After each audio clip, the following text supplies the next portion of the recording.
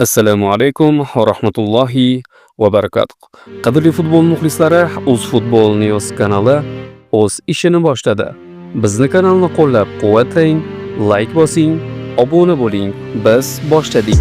Eldor Shomurodov Dobik haqida fikr bildirdi.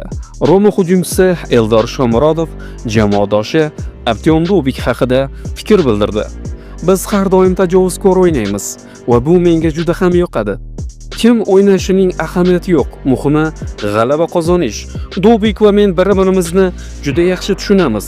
Ko'p muloqot qilamiz va biz uchun birga o'ynashimiz yoki birov bilan o'ynashimiz unchalik farq qilmaydi. Ranieri ajoyib inson. Men u mendan nima istashini tushunaman va mendan nima talab qilsa, shuni bajarishga harakat qilaman deydi. Rimning Roma klubi hamda O'zbekiston milliy terma jamoasi hujumchisi Eldor Shomurodov.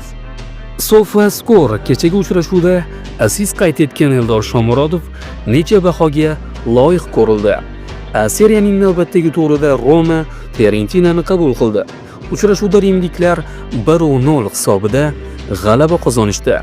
O'zbekiston milliy terma jamoasi sardori Eldor Shomurodov bahsni asosiy tarkibda boshladi va 65-daqiqada zaxiraga olindi. Hujumchimiz uchrashuvdagi yagona golga assist bo'ldi. SofaScore nashri futbolchimizning harakatlariga 7.4 baho qo'ydi. Qadrli futbol muxlislari, bizda hozircha shular. Bizni kanalni qo'llab-quvvatlang, like bosing, obuna bo'ling.